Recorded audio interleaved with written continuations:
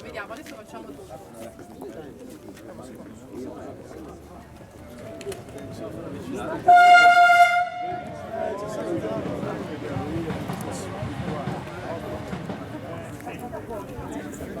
Avete organizzato anche questo passaggio? Previsto tutto, vero Presidente? Era previsto. Ne abbiamo quanti? 78 di questi. Io lo prendo.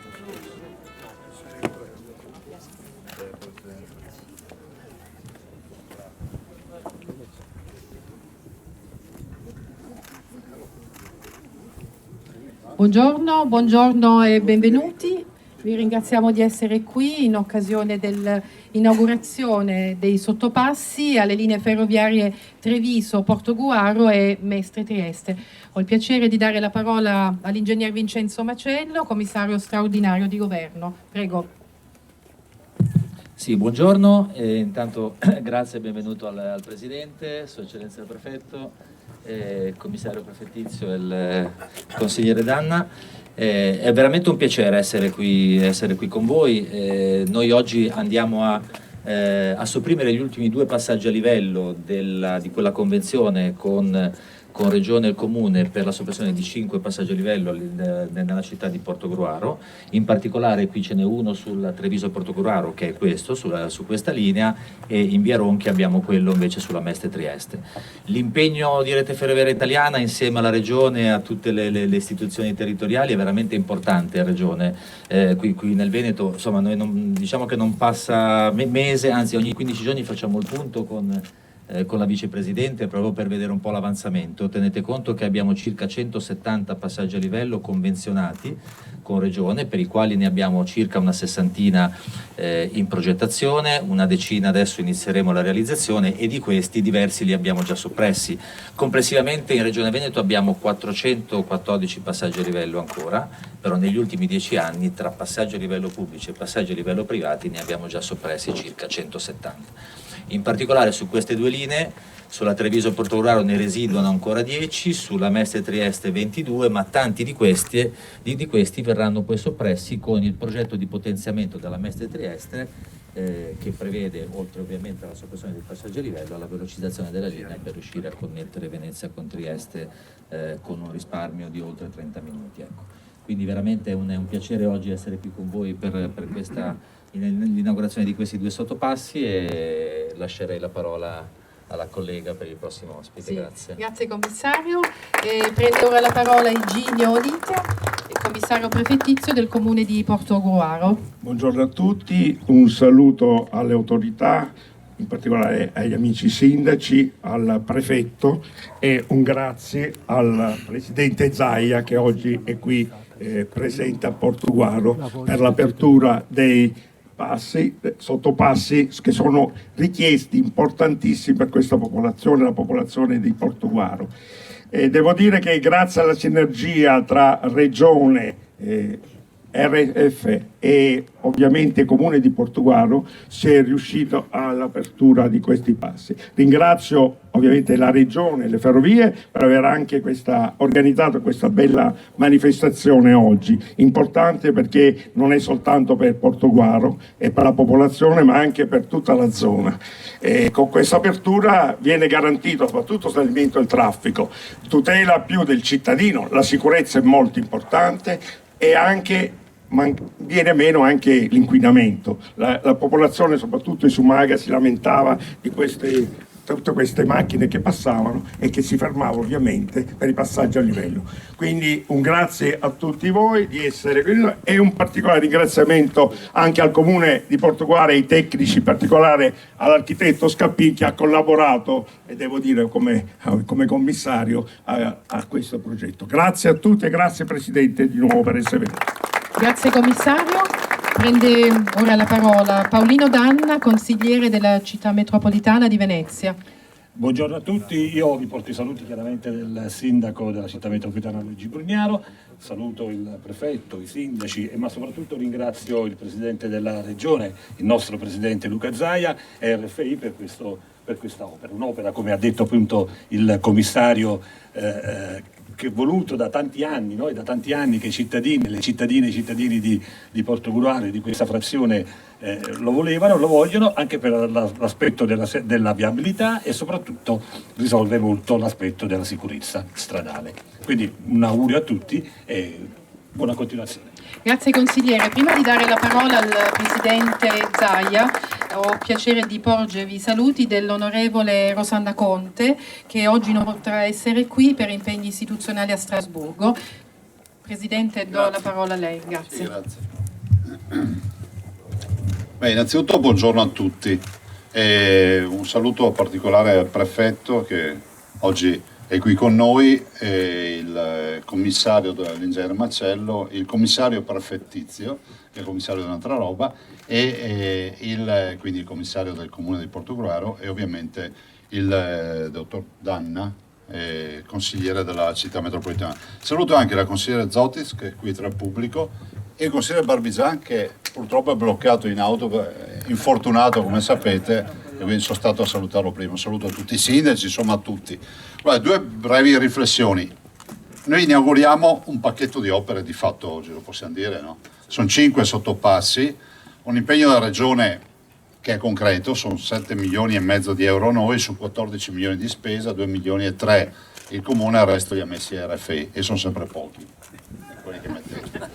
Dopodiché noi abbiamo un rapporto con RFI che è celestiale, è ottimo, stiamo facendo un sacco di bei lavori, l'ho ricordato prima anche l'ingegnere Macello, il commissario, e vanno nella direzione del miglioramento della nostra viabilità.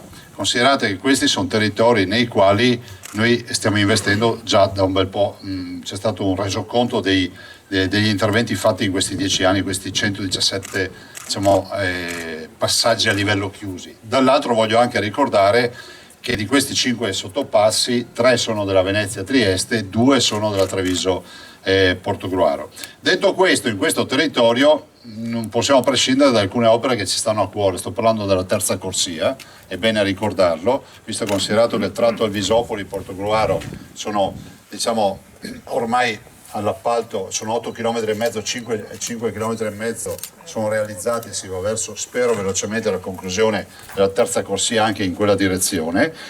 Ci resta il grande tema del tratto Portogruaro-San Donà.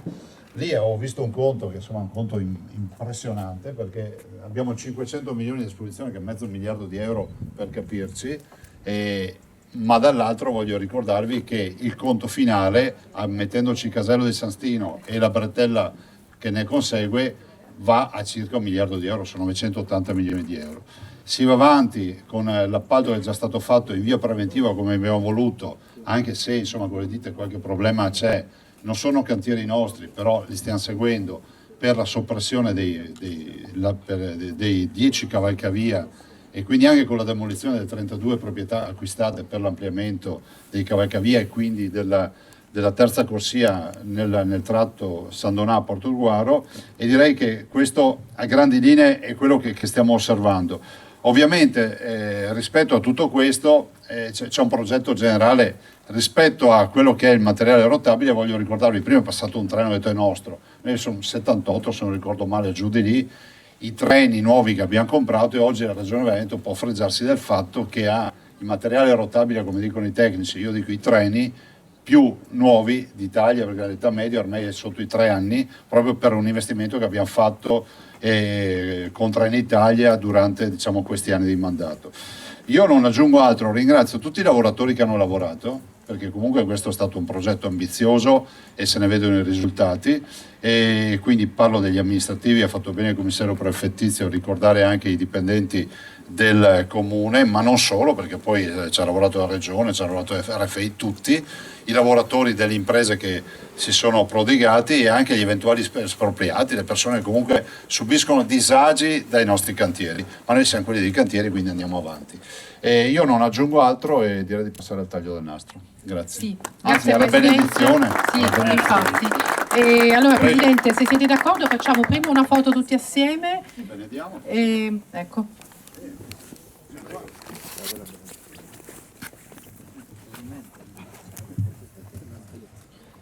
Nel nome del Padre, del Figlio e dello Spirito Santo. Amen. Il Signore Gesù, via, verità e vita, sia con tutti voi. Cari fratelli e sorelle, Cristo, Figlio di Dio, è venuto nel mondo per raccogliere nell'unità gli uomini dispersi. L'apertura di nuove vie di comunicazione e l'allestimento di nuovi mezzi di trasporto per abolire le distanze contribuisce all'incontro e alla solidarietà fraterna, secondo il disegno provvidenziale di Dio. Invochiamo il Signore per i tecnici e gli operai che hanno progettato e realizzato quest'opera e per quanti ne beneficeranno. Preghiamo. O Dio, che in ogni tempo e in ogni luogo sei vicino a chi ti serve con amore e confida nella tua protezione, benedici quanti transiteranno per questa strada e per questa ferrovia. Il tuo angelo li preceda e li accompagni, perché superata ogni insidia giungano sani e salvi alla meta desiderata. A te gloria nei secoli, per Cristo nostro Signore. Amen. Ravviva in noi, o Padre, nel segno di quest'acqua benedetta, l'adesione a Cristo, via, verità e vita. Nel nome del Padre, e del Figlio, e dello Spirito Santo. Amen.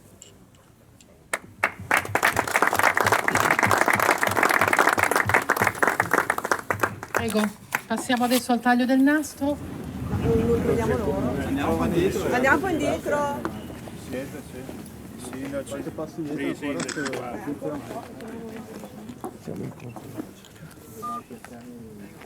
Se volete... Se no non tagliano. Non riescono a tagliare il nastro. abbiamo sicuro. Pronti?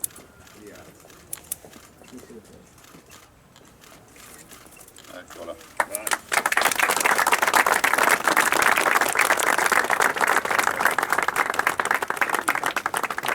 Andiamo a vederlo.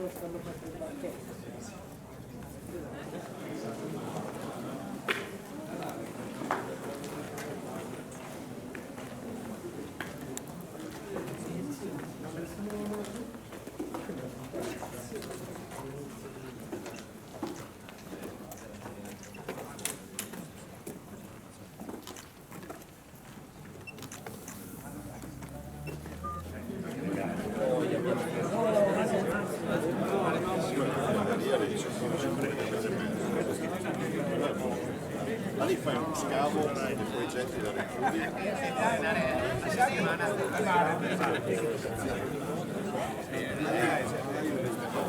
E le aree praticamente